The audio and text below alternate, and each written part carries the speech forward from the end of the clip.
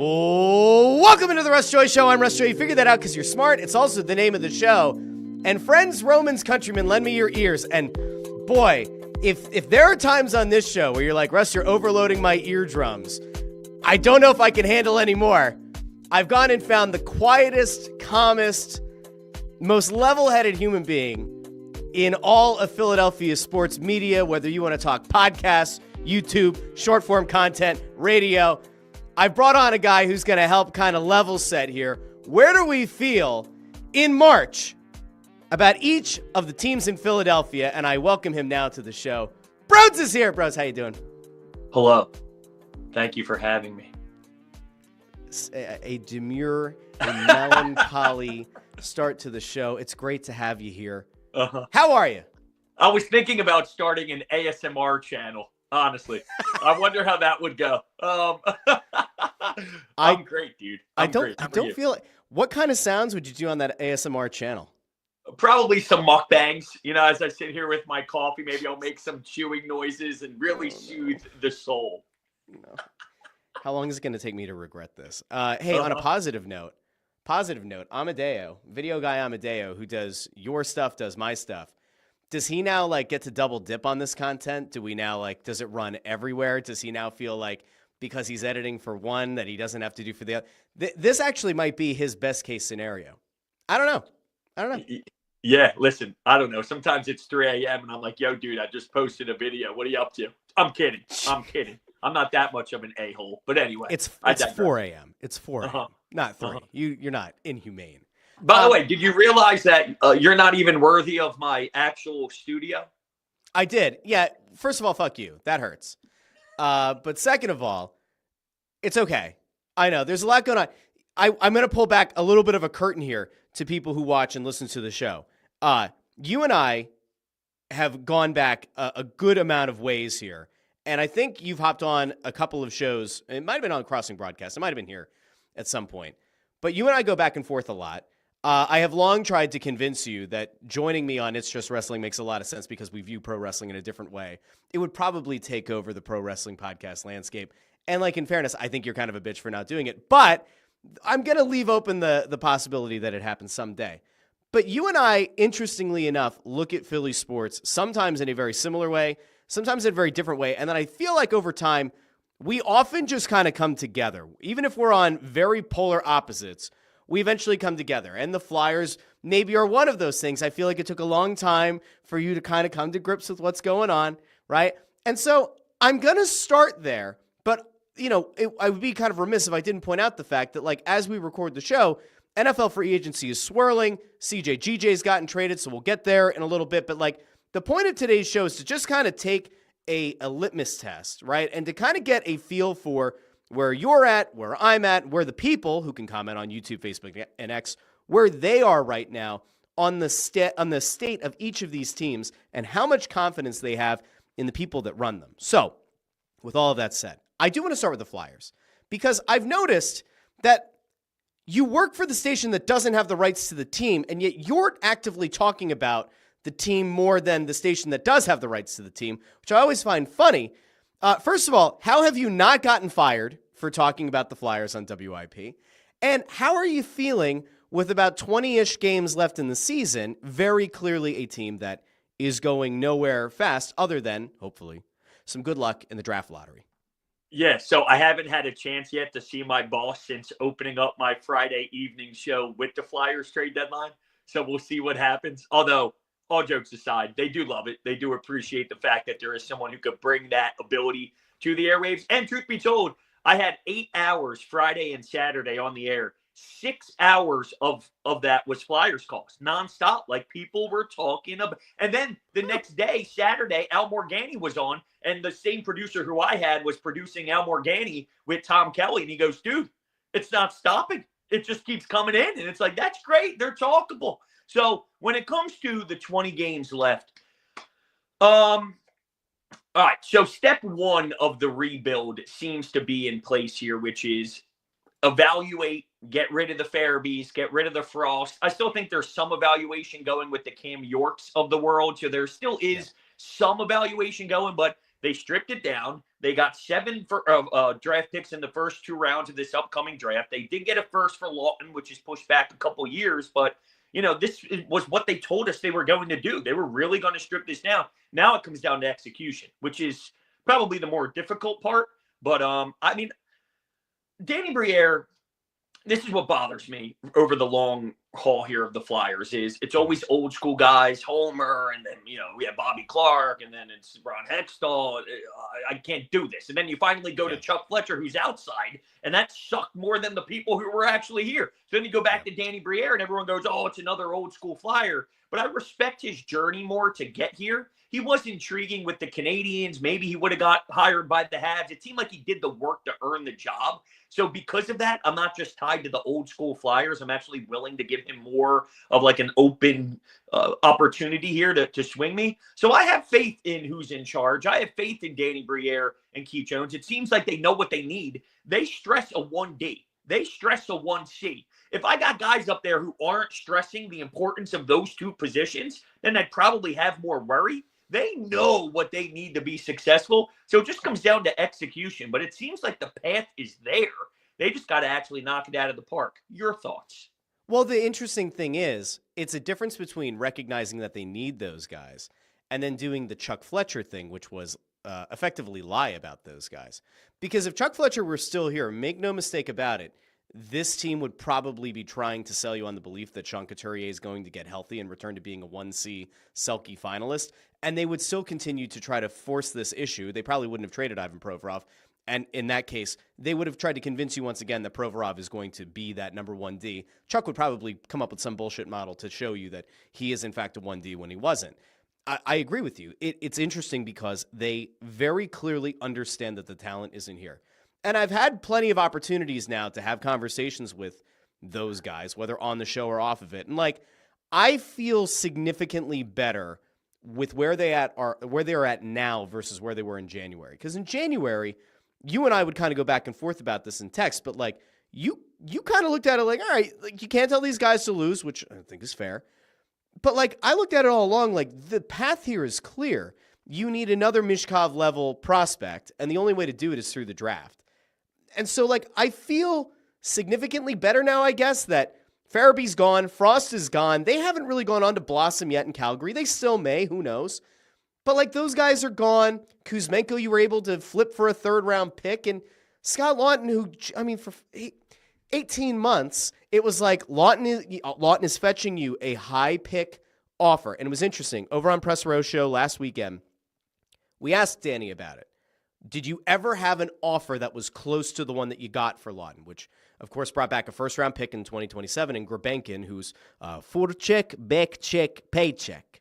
We like him. And he said, yeah, we've gotten offers similar before, but maybe the timing wasn't right.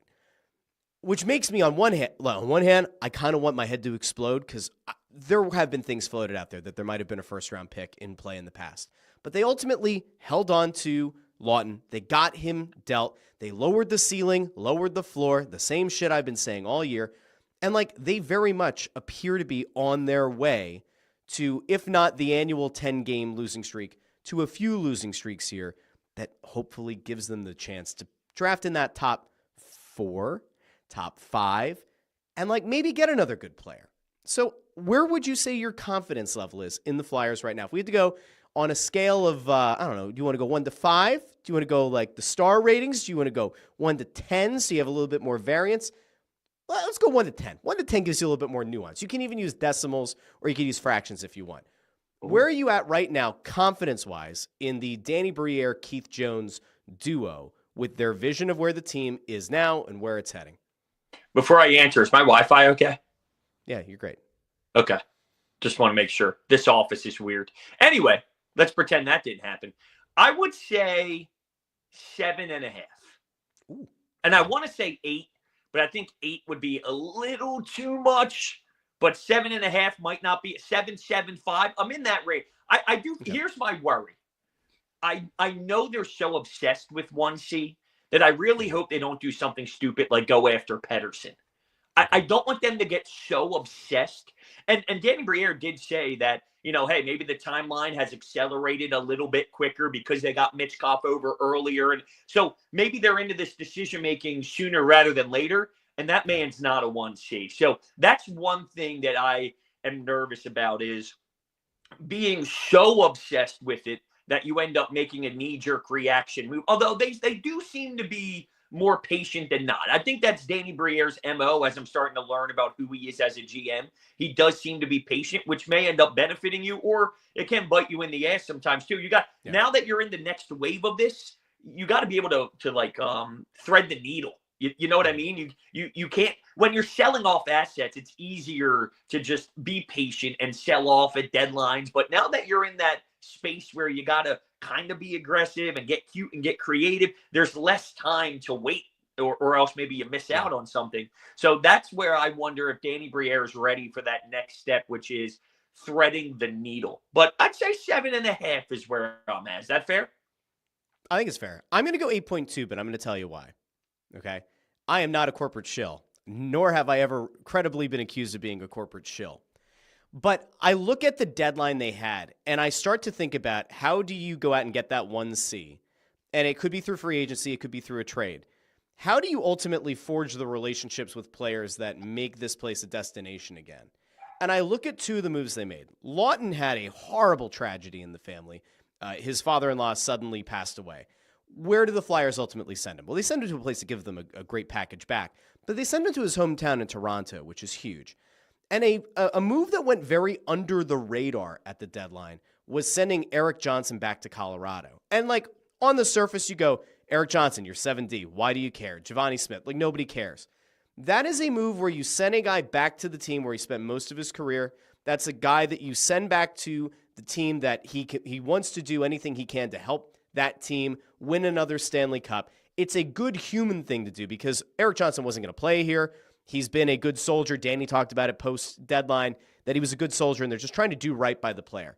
That kind of stuff might not get a player like a Mikko Rantanen, who said there were only 4 teams that he wanted to play for, right? And that whole debacle with Carolina. It might not get a guy like a Mikko Rantanen to say, you know what, I saw what they did with Erik Johnson, so make them team number 5. But it might be one of those very small things that helps you get a second-tier piece to consider your team, or to get a top-tier guy to consider Philadelphia a little bit more strongly. And I think that on aggregate, that's the kind of thing that helps you build this team out, because this isn't going to be a team that the entirety of the roster is going to be drafted. I think that free agency at some point is going to come into it, and that a trade for a guy that you need to negotiate a deal at the last minute, kind of like what Dallas ended up doing with Rantanen, that ultimately is going to matter. So I'm going to give him an 8.2. If we had talked about this 3 weeks ago, the number would have been significantly lower, and I would have been once again questioning why the hell Scott Lawton's still on the team. So call it recency bias, but I do think that I'm more confident in the Flyers now than I have been in a very, very long time. Certainly more confident than at any point when Fletcher Mort was here. So, all right, we're gonna bank that one. That one's a good one. Let's talk about a team that is getting ready for their regular season. One that I am very much on the record. I think they're going to be a good team, but those bats can't just die again in October. And until I see it, I will be the doubting Thomas. The Philadelphia Phillies. Dave Dombrowski doesn't do a ton to add to this roster in the offseason. Max Kepler is the big bat. Not really, but he's a bat added to the lineup.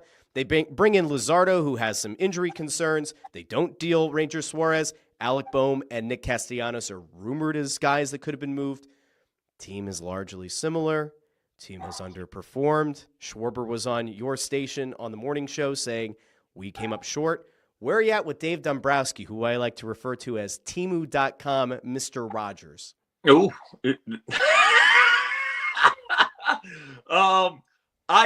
I'm disappointed. I'm with you. I think they're a good team, not a great team. And look, I do think the ability for this lineup to rake is there, obviously, but I've seen it in October fail so many times that I can't just bank on luck anymore. And they didn't do anything with, and I'm not telling you a hitting coach is going to be the difference in Nick swinging at the first pitch or not, because that's not how this goes. But I do feel there is a situation here where there's an urgency when people lose their jobs And if your hitting isn't acceptable, and if you're chasing pitches and you're not disciplined, someone needs to be fired and there needs to be accountability. And they brought back the entire same coaching staff. You know what I mean? So yeah. I hate it from that level. And then speaking of interviews down in Clearwater, Dave Dombrowski recently said that, well, the plate discipline wasn't actually that bad in the playoffs. It was middle of the pack. We can shove that right up your ass. I mean, that's a smack in the face. Seriously, that's disappointing. That's your president of baseball ops saying it wasn't as bad as you, and that's their number one problem.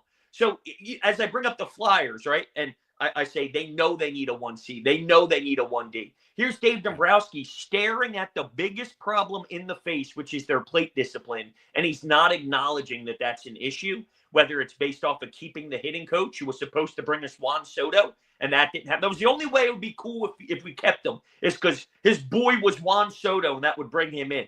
Other than that, I don't see the reason for it. So, it's one of those things where I don't think they did enough. I don't like the attitudes. Trey Turner had an interview and he said, yeah, I don't watch film. I didn't watch film at the end of the year to see what went wrong. What do you mean you didn't watch film? So you've been failing miserably and you decided the best way to attack this offseason is to not pay attention on what was happening that was costing you to be terrible. So these type of comments doesn't scream to me they're ready to head into this season with the full head of steam to prove people wrong. That's like a total stick your head in the sand kind of bullshit thing, right? I mean, this is and like from Dave. Before when I heard Dave Dombrowski was hired, I would have never thought 4 years later or however many years it's been that those comments would come out of his. If anything, he'd be a straight shooter. That was one, what we've always seen. And two, like I'm used to watching Dave Dombrowski go into teams, make big deals, and then ultimately kind of leave the farm system depleted because he like pushes all the chips in, puts the big balls on the table. And like that hasn't happened. Like, look, Andrew Painter better be the second coming of Roy Halladay. The way that they have talked this guy up, the way that they have been unwilling to include him in any trade negotiations for anybody of true value, to me is insane. And like, you are with this team, it's been a very limited window. Like you look at the Eagles, who we'll get to in a bit. The Eagles have this like potential dynasty wide open window, which is insane to think about.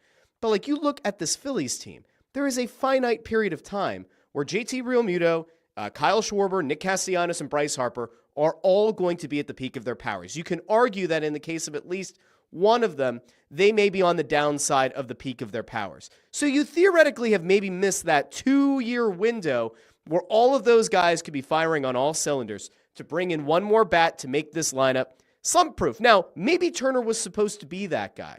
And like maybe they thought that Turner, because he's a vastly different hitter, was going to be able to, I don't know, prevent these guys from collapsing in the playoffs. But like Dombrowski has given me no confidence, right? And like the only thing that I keep coming back to is this rotation, 1 to 5, might be the best in baseball on aggregate because Ranger Suarez being the number 5 is absurd. And if Luzardo is actually good and is your number 4, that's absurd. And like Aaron Nola, I'm not the biggest fan of, will eat innings and like in theory was a guy who was a multi-time opening day starter, has ace stuff sometimes when this thing is working between his ears. You go like that rotation's too good for this team to have like 75 wins, to be an 80-win team. They should almost luck their way into the 90s just because of that rotation. But I don't know. I'm going to give you my score first, and then I'll go to you. Right now, Dombrowski has me feeling about as low about the team as could be. And so I'm going to give them, like I'm at a 6.5 with Dave Dombrowski. And the only reason that I'm like even in the 6s is because I still think that the talent on aggregate has the chance to get you into the playoffs. But do I have any confidence in this dude to be able to like make that last acquisition at the trade deadline to bring in that impact? No, I don't. I don't have that at all. Yeah, no, me neither. I was going to go with 6, so we're in the same ballpark. The one thing I keep bringing up. I'm too generous. Yeah, that's right. You are a softy. One thing I keep bringing up is this, and I hate to speak this into existence, but if the Braves are healthier, and I know they're dealing with their catcher and Ronald Acuna Jr. and Spencer Strider still dealing with last year's problems, if there's a world where the Braves win the division, because they normally do, the Mets are better than you. I'm saying if that happens. I don't know if they are or not. If the Dodgers win the division and then the Padres are second in command in that division, the Diamondbacks are fighting too. If you are behind the Braves and the Mets in the NL East, you better watch out on how this playoff thing ends. I'm just saying, like, and I don't know. There's a lot of baseball to be played, but that scenario of them maybe flirting with that last spot is not out of the question. And that's crazy. Although some might be saying good, they don't want the bye, blah, blah, blah. I'm just pointing it out there. That's all. I think it's fair. I want to go to the guy that pissed me off the most recently, and we're going to end on the team that won a championship. So no Sixers? Maybe a little bit of a high. No, I'm saying I'm going to go to the guy that pissed me off the most recently, Daryl Morey. Oh, okay. I want to go to the. I don't know if you know this or not. There's a basketball team that plays in the city. Apparently, I don't know. They haven't been relevant for a good chunk of the season, but let's just pretend for a second that we want to imagine a scenario where the Sixers are relevant again, where their MVP somehow lives up to a 3-year max extension that they shouldn't have given him, and that Paul George doesn't look like one of the worst contracts given out in recent memory. And oh, by the way, I don't know, Daryl Morey didn't shove his head up his own ass. Morey came out a day or two ago saying that, to his understanding, the Sixers fans are only motivated by anger. They weren't as angry about the loss to the Knicks as they were the year before to the Celtics, but then also said that, in theory, Sixers fans shouldn't be that upset because the Knicks series was voted the most entertaining series of that postseason. So take that to the bank, bro. It's like, NBA Finals don't matter. Hoisting the Larry O'Brien trophy, that doesn't matter. The most entertaining playoff series, hell yeah, buddy. Hang it in the rafters, right? Right? That was the first round. It was the first round, dude. And it was entertaining. But wow, what a stupid comment. Here's the truth. It's got to be stripped down. It does. I know the Embiid thing, the contract extension hasn't even kicked in yet, blah, blah, blah, blah, blah. It's one of those things where it's not about getting value back in return. It's just about getting a new face of the franchise. And I'm not anti-Embiid. I love Embiid. It just didn't work here. Did he handle everything perfectly? No. All right. Would I like for some things to change with the approach? I don't like Maxey having to call him out. Like, that stuff bothers me. But in regards to where we are now with Embiid, his body is broken. This thing doesn't work. So Daryl Morey needs to be fired. Embiid needs to be traded. Paul George needs to be traded. This whole thing has to literally be stripped to the core. And look, I mean, if I don't want to trade Maxey. I like Maxey and McCain. I don't know if that backcourt wins. The Cavaliers will be a good test to see if small guards can actually do anything in the playoffs against size like Boston. But this thing really needs to just be stripped down. It's at that point, and it's a shame. Embiid is a phenomenal talent, but the pieces were never put from his aspect and from the team aspect. The team pieces weren't always right. Him individually, he never put all the pieces together the way he needed to. So, that's just where it is, man. It's to the point where people don't even care anymore. And obviously that is a new low. But yeah, it's wild. Daryl Morey's got to get out of here, and I'd imagine that's the case when Stephen A. is saying on TV that he heard from Magic Joe. He's putting the pieces together. That in Washington, Magic Johnson's a part of that. Magic Johnson talks to me about basketball. He talks to Joshua Harris about basketball. I'm hearing Daryl Morey, blah blah blah blah blah. So it's probably happening, but it is just unbelievable that we are where we are. They're like 20-45. I don't even know. Sometimes I see their lineup tweeted, and I don't even know who that is. I don't even know who that is. Yeah. Well, it's funny, too. It's funny that you say that, too, because I saw Spike Eskin put out a thing. I think it might have been on Monday night. God bless him. He still does his pod. I know. It's unbelievable. Very successful show. Very successful show. They say the only Flyers podcast. Or the only Sixers podcast. We're the only Flyers podcast. Only Sixers. I got you. It's similar. It's similar. in the brain. Similar it's wired distinction. that Similar way. but different. Yeah. Oh. Maybe saying the only is actually what curses the show and curses the team that covers the show, or the show that covers then how the about team. you figure your shit out?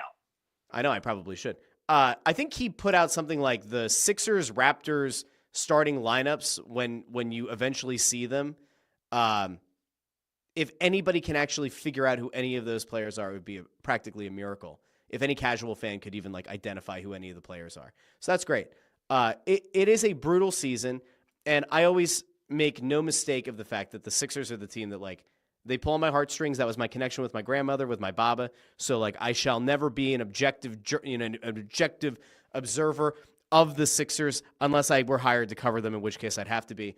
But, like, I hate what Daryl Morey's done to this team. And I hate the fact that, like, it's taken the anger that people felt and it's turned it into apathy.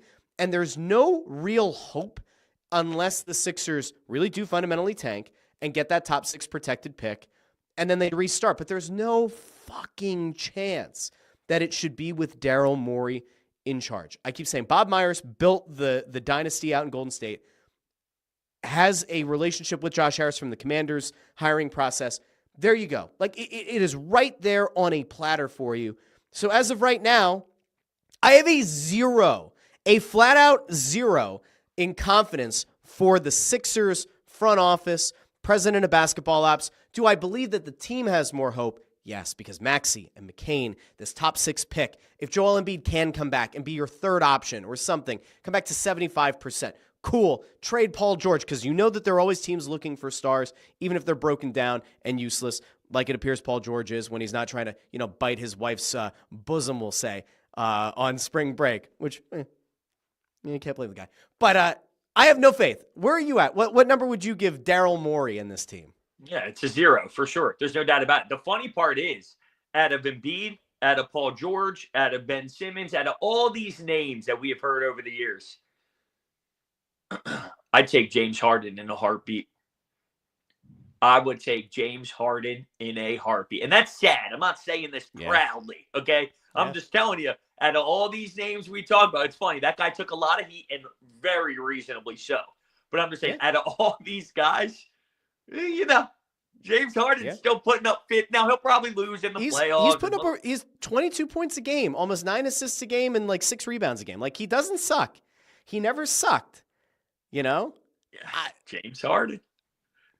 But he called Daryl Morey a liar and said he'll never play for an organization where he's employed. So, okay. Now that takes us to the final team. Now, I know that of late, I have given a lot of love to the Philadelphia Union. And so there are going to be Union fans who are going to be upset that we're not diving into Ernst Tanner. But the reason that I'm not covering the Union here isn't because I think Brodes can't talk about the Union. It's because I actually think Ernst Tanner's on an entirely different level. He doesn't even belong on the list because he has an owner that is has taken the Union. They are a poverty franchise. And Ernst Tanner does this amazing thing where he goes and he plucks guys out of like the 3rd division in Sweden and they become all-stars. And this Union team leads MLS, leads the Eastern Conference 3-0-0. He's on his own level. So Ernst Tanner gets a 10. I don't even know who the hell that is. That's exactly right. So Ernst Tanner, as Brodes said, also he gives Ernst Tanner a 10.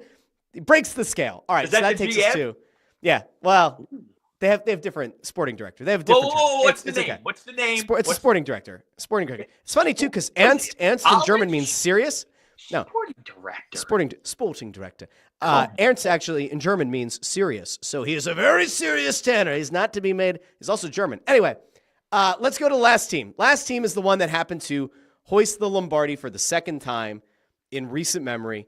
The Philadelphia Eagles. Now, I know that there was a pretty much unanimous love for Howie at the end of the season, bringing back Saquon, extending Saquon, bringing back Zach Bond. They have a lot of free agents. We know that they've traded CJ GJ. A lot of guys have left. Slay is essentially gone at this point. I think there's a weird contractual thing there, but Slay gone, Milton Williams gone, Isaiah Rodgers gone. Most of those guys ended up going to the AFC, which is great. I mean, if you're going to lose them, don't lose them to your own division. We saw Myles Garrett re-sign with Cleveland, so he's not going to Washington, so that's like another potential loss for the Commanders' hopes. But given all of the exodus that's happened, a lot of people thought that there were going to be this idea of run it back, that the players were going to take hometown discounts. We don't know yet about Mekhi Becton, but all indications seem to be pointing towards him leaving as well. Where are you at right now with the Eagles? Coming off a Super Bowl, but now with more holes to fill than maybe we initially expected them to going into the offseason. It's hard not to have faith in Howie. Now, I have 2 views on this. One is I'm chilling. All right, I'm good. He told us it was going to be like this. I mean, he said it. So if he says, yo, listen up, it doesn't end at free agency. It doesn't end at the draft. There's a lot of work to be done. It might be unconventional. This is how it's going to go. And then when it starts to go that way, you can't start hitting panic buttons when I'm good. And then, there's also a side of me where we're talking Howie Roseman, right? Do you really think Howie Roseman is just not going to put together the best product he can.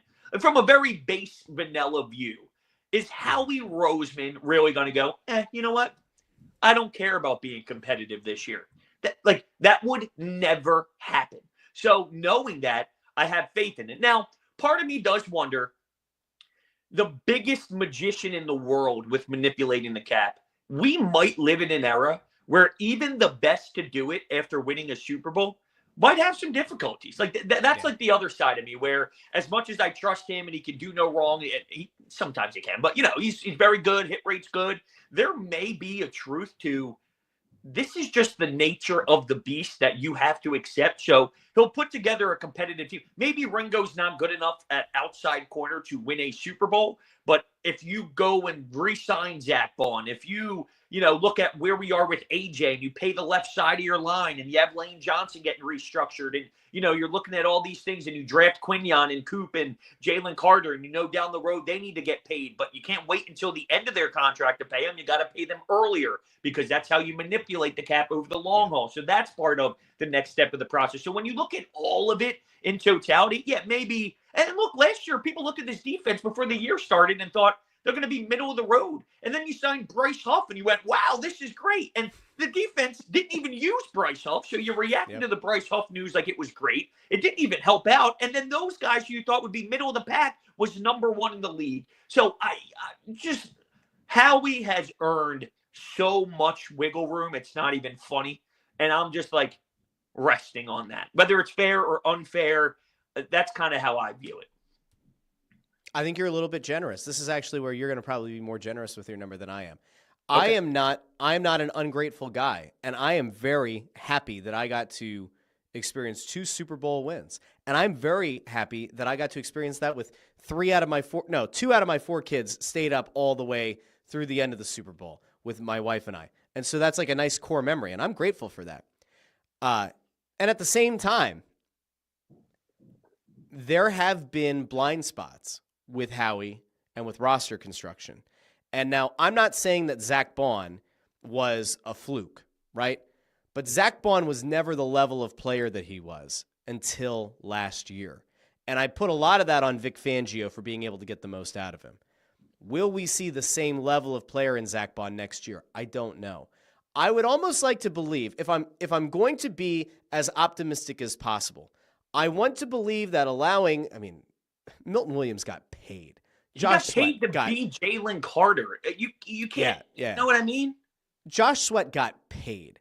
Isaiah Rodgers found a better playing opportunity. Slay, the money never made sense for him to come back.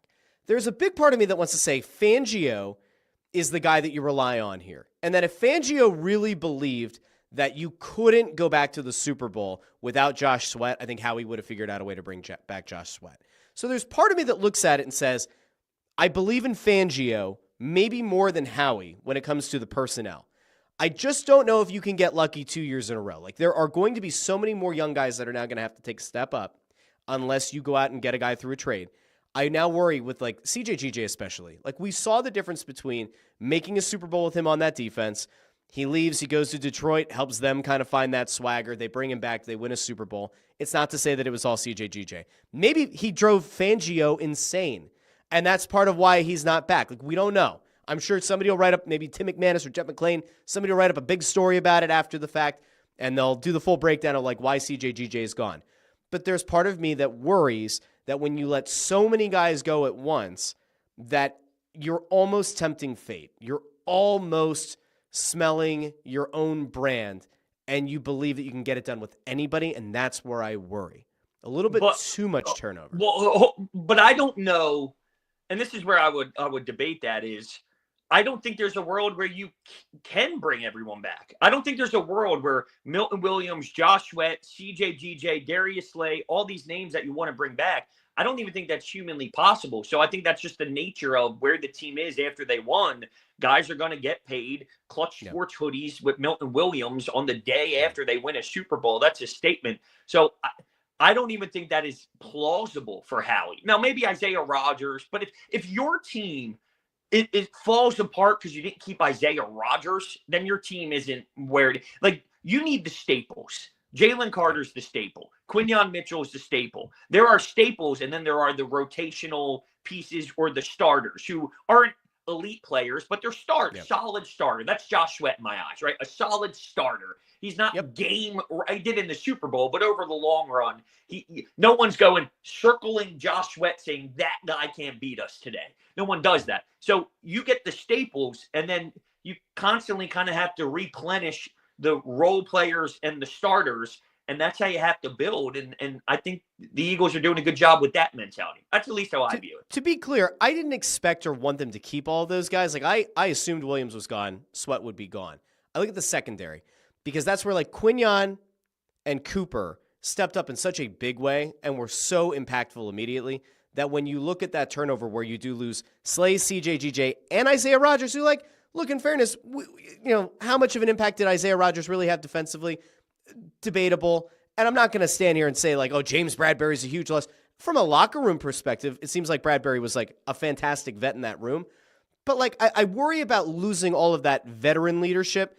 Now, it's early, right? It's still very early in the offseason, and they might bring in somebody who blows our minds, or they might bring in a couple of guys, to your point, who are those rotational guys that kind of get added in here, bring that leadership, and it's all fine. I just look at it and I go, all right, I have concerns, but I'm not ready to jump off a ledge. So I'm going to throw it to you first for your score for Howie and your confidence in him being able to potentially rebuild, retool the roster into being, yet again, another Super Bowl contending team. 10. Wow. 10. Wow. I mean, this is the best of the best. It's the best of the best. Mm-hmm. Go ahead. I'm waiting. Howie's done really well of late. Mm-hmm. Howie Roseman is still the same guy who gave Carson Wentz a contract too early. And then got out of it because he knows how. He did get out of it, but I think you get that move once in your entire career. A lot of money given to Bryce Huff. That did not work. Won a Super Bowl. Found Zach Bond for cheap. Had to give him almost record-breaking money to have him stay. I have to be fair, okay? I think the dynasty window is open. I do. Howie's no longer reluctant to draft guys from the SEC. But Howie's not infallible. 9.8. 9.8. I'll take that. Yeah. All right. I'll take it. So like overall, I think we're aligned. We're aligned with most of these teams. Yeah. Yeah. Well, we have good brain power. We always have big heads. And I think that probably, having big domes probably doesn't hurt. Yeah, that's right. All right, well, let the people know where they can find you, because that ultimately is the most important thing. I mean, they know where, if you're a Philly sports fan, you know where to find Brodes, for the hell of it. Plug everything you're doing.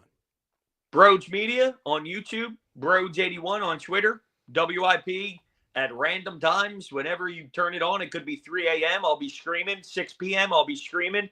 Afternoons on the weekends, I'll be screaming. And that's where you can find me. Fantastic.